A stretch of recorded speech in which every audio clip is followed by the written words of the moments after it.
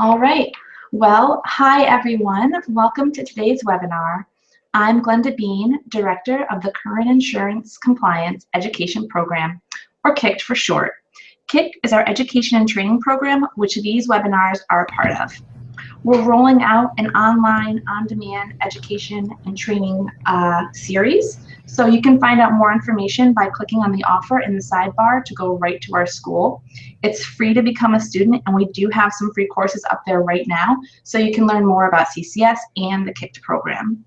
We're going to be launching our first course on sales practice risk mitigation very soon, so keep an eye out for news on that. Additional courses will be coming on topics like ad review, suitability, product review and filing, and many, many more. All right, so let's get into today's webinar. I'm really excited about the content we'll be sharing. Maureen James, co-director of CARMA, which is our Compliance and Risk Mitigation Assistance Program, is presenting us with Insurer Back Office Processing, How to Mitigate Key Operational Risks. So let's get started. Maureen? Okay, thank you, Glenda. And again, welcome to the Current Compliance Services webinar, Insurer Back Office Processing, How to Mitigate Key Operational Risks. We know you're all busy and we appreciate you taking the time today to join us. And today's webinar will last about 30 minutes. We will start with an introduction to the topic and then cover a few areas of carrier processing. We will talk about compliance risks for each of the processes, along with general recommendations for how to better manage them. Now, there's many ways that carriers can mitigate their risks, and we're covering just a few of these areas today. But this webinar should give you a better understanding of where some compliance issues can crop up and some very workable strategies for addressing them. When we talk about key operational risks, we're referring to ways that carriers can be exposed to the various compliance risks through the processing of operational functions. Some of these risks include fraud conducted by agents or consumers, inappropriate or prohibited sales practices such as undisclosed replacements or unsuitable sales, some anti-money laundering schemes, data breaches, and unnecessary exposure to regulatory and litigation risk. We'll focus today on fixed insurance and annuity products in this webinar, but keep in mind that these risks will exist regardless of the product line your company sells or the distribution channels that you use. Now, as we go through specific topics and examples today, keep in mind that not every red flag is a sign of fraud or theft or other unlawful behavior. Most of the business that carriers process every day involves legitimate transactions with products that are designed to help consumers protect what's important to them. Most agents work hard to do the right thing for their clients and their financial well-being, and nothing we talk about today is intended to disparage the character of these agents. And often, some of the more egregious operational and sales practice problems arise from a lack of knowledge or a desire to provide good service to clients and make their experience as easy as possible. Now, however, there are a variety of ways that carriers can experience problems during the operational processes, and if these risks aren't managed, they can result in lawsuits, regulatory actions, complaints, and reputational damage as a result. Now, luckily, there are a number of ways that carriers can mitigate their risks. Company employees are key to identifying and addressing issues in processing, so it's critical that carriers build compliance into all operational processes to help them identify and manage their risks. As with most areas of compliance, this involves having a robust compliance culture at your company, and that'll include a strong system of controls with written policies and procedures for business processing. It also includes performing regular supervision and oversight and testing to ensure the controls in place are effective. Now, it's also important that you have an escalation process in place and formal reporting to your company's leadership to ensure that they have full transparency into your program's strengths and weaknesses. Now, as I mentioned before, we'll cover just a few areas of operational processing where compliance issues can turn up. We'll look at examples of risks in the new business processing, in-force change processing, and then at claims process. Each process has some unique risks that insurance company employees should be on the lookout for, as well as some shared risks that could apply to any transaction. So let's get into our first example. Okay, let's look at this fictional example where we have an agent, Mary Jones, and she submits an annuity application for her new client, John Smith. Now, the app says that Mr. Smith lives in Nebraska, but the application received is the Kansas version. It appears from the paperwork that the application was signed in the state of Kansas. Now, incidentally, the annuity product is not yet approved for sale in the client's resident state of Nebraska. Attached to the application is a check from Mr. Smith's personal checking account in a pretty unusual amount. So let's take a closer look at this application to see what potential red flags may be here. Well, for one, the client lives in one state, but the application was signed in a different state. Now, this could be for a number of reasons, but it is quite possible that this is an example of a cross-border sale, which is also commonly referred to as a non-resident sale. A non-resident sale occurs when a resident of one state buys an insurance product issued in another state. Now, while these transactions are not necessarily always prohibited, there are a number of protocols that need to be followed in order for the sale to be appropriate and legal. For example, while some states will flat out prohibit non-resident sales to their residents, others may permit them but with conditions, which sometimes outline specific steps that need to take place in order for the sale to comply with their state's cross-border sale regulations. For example, some states may require all 3 steps of the sale to take place outside of their state for it to be legitimate. And these 3 steps being the solicitation, the sale, and the delivery of the policy. Now, in addition, carrier policies can also affect whether these types of sales are even allowed to occur. There are good reasons for these rules. They're generally designed by state insurance departments to protect the residents of their respective states to ensure that they're sold only products that are approved for sale in their states. It's important that non-resident sales are closely monitored to ensure they're handled in accordance with the applicable state laws and the carrier policy. So now let's look at the source of funds for this annuity. You'll note that the application states that the funds are coming from the client's checking account. The client attached a personal check with the application, and the box asking if the transaction is a replacement from another product is marked no. Now, just for example, in this example, when we refer to the source of funds, we're talking about truly the source of funds for replacement reasons. We're not talking about agent licensing issues in regard to source of funds. So a couple things here should give a carrier pause. And while it may not always be the case, it's possible that this is, in fact, a replacement. As you know, a replacement of one insurance product for another, if it meets the criteria for a replacement, needs to be properly disclosed. When a replacement occurs, there are specific forms that often need to be completed and signed, and important disclosures provided to clients to ensure that they understand the transaction. Now, this information ensures that the client understands what they may be giving up in their old policy and what they're receiving with a new policy. It's important that clients have this information, especially if they're going to be surrendering a policy with heavy surrender penalties, or they may be losing significant or richer benefits that the new contract may not offer. Now, by not marking this transaction as a replacement, if in fact is one, the client will not receive this additional information. So now this is a situation where the carrier should review the application pretty closely. For example, why did the client write a personal check for such an unusual amount? While there could be a good reason for this, it's also possible that the client surrendered an existing insurance product and put the funds in his checking account. He then wrote his own check to fund this contract for the amount of the surrender proceeds from his old contract. Now, this is still considered a replacement, and therefore it needs to be disclosed. Now, while it is possible that this was a misunderstanding or an oversight on the part of the agent, it still warrants a careful review. Agents are required to review their client's individual financial situation when they make a product recommendation, and this includes knowing how the client intends to fund the purchase of their new contract. Now, I've seen instances where agents have intentionally marked the replacement box no in order to avoid having to provide these additional disclosures for fear that the client may not proceed with the purchase if they have all the facts about the transaction. So this is a case where you're going to want to consult with your manager and your procedures and determine how to proceed. I would strongly recommend that your procedures don't include just taking the application at face value and processing it as is. So let's take a quick step back here and let's just poll our audience. So tell me, which of the following transaction would not be considered a replacement under NAIC model regulations? So if you guys could take a minute here and fill in what you believe is the right answer here, that would be great.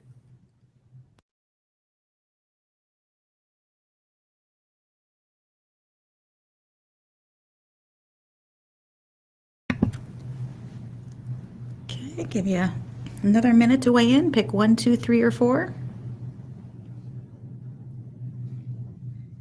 All right, got some answers coming in here.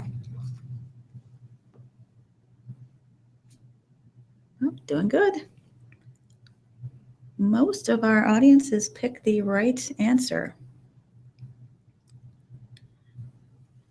Okay. So Let's go the answer here. Which of the following transactions is not considered by the NAIC model regulations to be a replacement? Correct answer, number 3, with 71% of you getting that right. Cashing in a $75,000 bank CD and purchasing a single premium fixed annuity. Now, if you recall, a replacement under model regs is an insurance policy to an insurance policy. Since a bank CD is not an insurance policy issued by an insurance company, that movement of funds would not be considered a replacement, whereas the other 3 would. Now, it's important to remember that a replacement isn't only defined as a movement of funds from one carrier to another also. Internal replacements also need to be reviewed since they're included in the definition of a replacement, and they need to meet the same regulatory requirements as an external replacement. Carriers may also have additional policies in place for handling internal replacements, especially since these transactions could mean that the company pays an agent commission twice on the same money, once on the first sale, and again if the agent replaces the product with another product within the same company. So, nice job there. Okay, so we just identified 2 potential issues that this application highlighted, which are non-resident sales and undisclosed replacements. So let's start with the first and talk about a few ways that carriers can mitigate their risks of improper non-resident sales. Now, it should start with your policy on them. Your company should carefully research and understand each state's laws on these types of transactions and develop your policies that outline your position on them, including when and where they're allowed to occur, when they're prohibited, and what steps need to take place for a permitted sale to occur. The next natural step then is to communicate your policy. This is often accomplished not only in your company's compliance guide, but should also be reinforced periodically with your agent's distribution, as well as included in any training to your employees who process the business. Many companies also utilize a specific non-resident sales form, which their agents are required to review with the clients. Now, these forms help ensure that the client understands that they're buying an insurance product that is approved outside of their resident state, and both the agent and client sign it to acknowledge the sale, and they should include the rationale for the sale as well. Other steps you can take are around agent trending and monitoring. For example, you can look at trends of agents who have an unusually high percentage of sales to consumers in other states, or you can monitor the sales of those agents that you know live or work near border states. Now, if you find agents whose non-resident sales are unusually high compared to your overall agent population, you may want to review these sales more closely or even perform some additional training on the topic for those agents. So moving on, now let's look at the things you can do to mitigate your risk of undisclosed replacements. Now, step 1 really is to look past the words on the page or on the application in this case and see if they pass the smell test. So in the example we just went through, the application didn't disclose that the transaction was a replacement, but the personal check in such an unusual amount is an easy red flag. So take time during the process to review the case holistically and see if something just looks out of place. Now, in our line of work, we often have to think like a criminal, so to speak, and that means think about how somebody who may be trying to do something wrong may try and pull it off, and think of what those red flags may look like.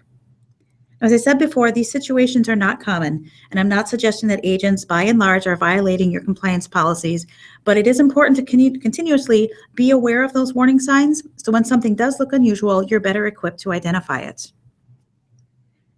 Okay, other ways to manage your company's undisclosed replacement risks are to monitor your company's complaints and see which of them may point to this activity. And as with non-resident sales, you can do some trending on your agents too. You can see which ones appear to have a higher number of replacements compared to the company average. Also, look for lower incidence of disclosed replacements. And then you can look at that business that those agents write more closely, see if there may be additional red flags or issues that need further action. And of course, pay attention to the results of any consumer surveys that you use, such as the Limerick CAP surveys.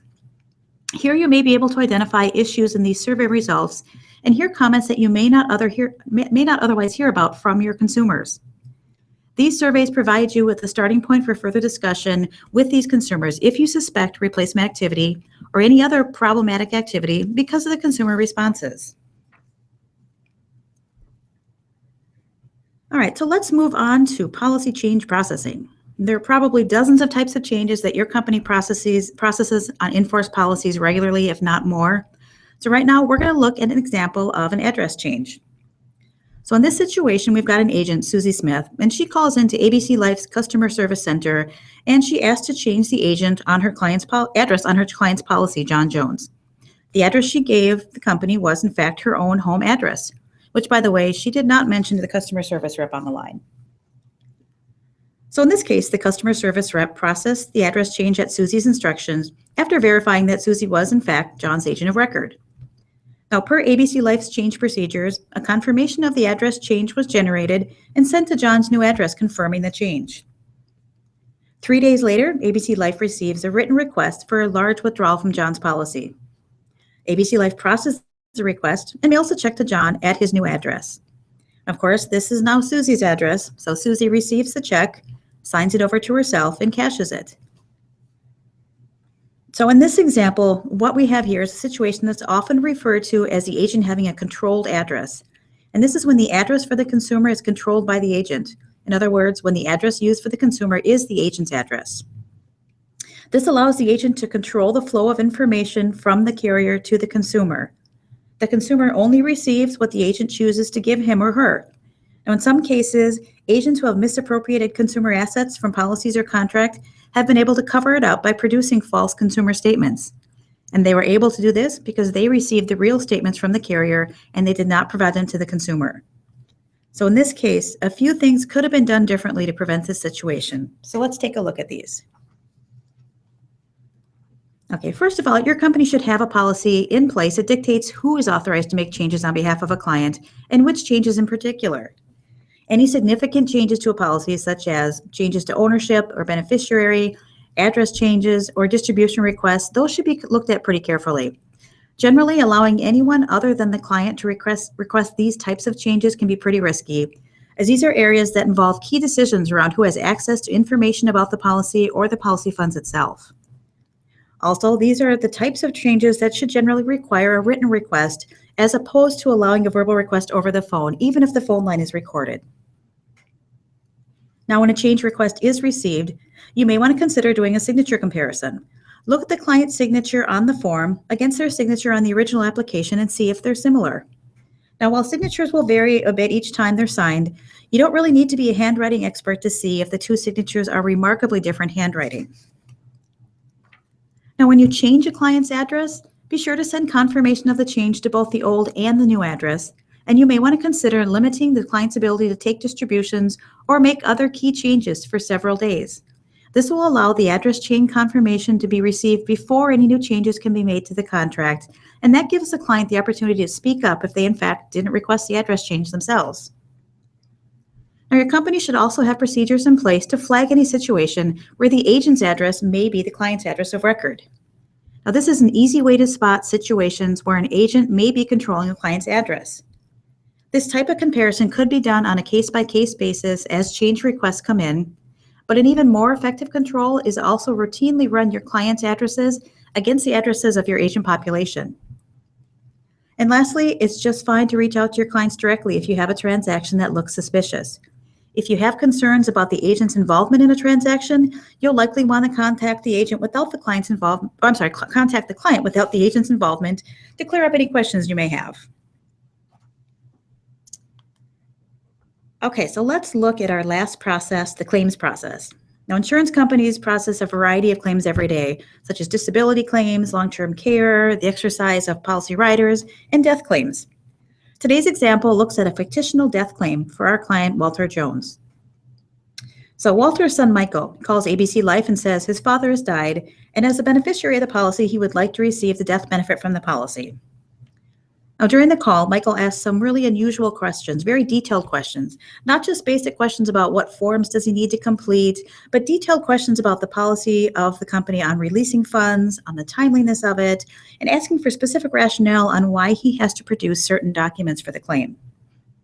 So after the call, the company confirms that Michael Jones is in fact listed as the beneficiary on Walter's contract, so they mail him the claim forms as well as some instructions for completing them. So let's fast forward 3 days here. ABC Life receives the paperwork back with a copy of Walter's death certificate. Now, the certificate is not an original, it's a copy. And some of the fields are not easy to read. They seem somewhat blurred out. Also, oddly enough, Upon closer inspection, it looks like the certificate was signed over 2 years ago. Now, later that same day, Michael calls ABC Life to find out if they received the paperwork and when he'll be receiving the funds. During that call, ABC Life's employee lets him know that they're having trouble reading the certificate, and in fact, they really need to get an original death certificate. Now, at this point, Michael gets a little agitated. He insists he's in a bind, he needs the funds right away. He offers to tell the employee what those blurred fields read if she'll just process the claim and cut the check right away for him. So we have a few issues here to review. First, the copy of the death certificate is an issue. Now, there may be instances in which a beneficiary may have difficulties obtaining an original death certificate, but this is not the norm. And in this case, it's somewhat unusual that the son of the deceased isn't able to get the original certificate for his father. Now, the copy contained blurry fields, which could be just issues with copying or scanning it, but it could also very well be a situation where Michael got his hands on a death certificate and doctored it up to state that Walter Jones, his father, has died, which may or may not be the case. Also, Michael's detailed questions about what ABC Life's claims process, as well as his agitation and frustration, should be considered. While these alone don't automatically mean something is off, they should still be noted. Now, it's entirely possible that a beneficiary may be upset because they're grieving and they're under stress, and Michael may in fact need the policy funds quickly to help pay for the funeral or other expenses. Now, keep in mind, though, this could also be a tactic by Michael to try and intimidate or pressure that carrier employee to deviate from their company's death claim process just to appease their client. So all of these factors, combined with a somewhat illegible copy of the death certificate, should cause the carrier to look at the transaction as a whole to see if it really makes sense overall. So in this case, carriers can do a number of things to help lower their risk of fraud during the claims process. For one, be sure to accept only an original certified death certificate. Again, while there may be some unique situations where this is an issue, perhaps if the client died outside of the country, this should not be the norm. So if you run into a unique situation and the beneficiary claims that one's not available, this should be escalated to your manager to handle according to your exception guidelines. Now, in addition to identifying the name of the beneficiary on the policy, I recommend actually confirming the identity of this person as well. Now, ideally, that'll be done through a non-expired governmental ID. So when a death claim does come in, you can check the death master file list to see if the deceased name appears on that list. Now, this is a quick and easy check to do, and your company most likely already uses this list for other reasons, such as unclaimed property reasons. So you should have access to this process in most cases. Now, when processing a death claim, you'll want to note any unusual conversations with the beneficiaries, like the one we saw in this example with Michael. I also recommend reviewing any death claim that comes in shortly after a policy was issued, since this may potentially highlight a life insurance fraud scheme. So lastly, enlist help, either by asking the agent of record on the policy for assistance, or in some situations you may need to involve your manager or your company's SIU department. So while insurance fraud is not an everyday occurrence for most carriers, it is becoming more and more common in the industry, so don't be afraid to question something if it just doesn't feel right. All right, so now we've covered 3 examples of 3 types of processes: new business, policy change, and claims. Now, the mitigation strategies for these functions, as with all compliance functions centers around a few key elements. It starts with a strong, thoughtful compliance program. And this includes engaging your company's leadership and make sure that your company's culture is pushed down from the top, so to speak, and that compliance is supported at all levels within the company. The program, again, should include written policies and procedures that outline what your company's position is on compliance issues, and then continuous training for both agents and employees. Now, compliance policy that's not communicated is not going to be effective, so the training and communication aspect of the program are going to be critical to your company's success. You'll want to make sure that your company has regular supervision and oversight in place, and to make sure that your policies and procedures are effective and they're being followed. And if you find issues, you'll want to make sure you have a way of escalating and resolving them. And lastly, your company should have regular reporting to your senior leadership to keep them informed of the effectiveness of the program, as well as its strengths and weaknesses, and to notify them if you need additional resources or assistance from them. So with that concludes my portion of today's webinar, and I'm going to send it back to Glenda. All right. Thanks, Maureen, for sharing those case studies and the solutions for risk mitigation. We hope that you'll be able to use some of the real-life tools and techniques covered today and start using them right away. I also want to give you guys a quick heads up about our next webinar. It'll be at the end of March, March 31st, and it's an interview with a compliance guru, Christy Grant Hart. She's the author of the fantastic book, How to Be a Wildly Effective Compliance Officer, and she's a real expert in creating and implementing compliance programs. You're not going to want to miss this event, so keep checking your email for more information. Also, go check out our school by clicking on the sidebar link. It's free to enroll, and you can explore the courses that are up there right now. If you have any questions for Maureen and about today's webinar, you can contact her at mjames@currentcompliance.com. And if you have any ideas for webinar topics, training topics, questions about KICT, send those to education@currentcompliance.com.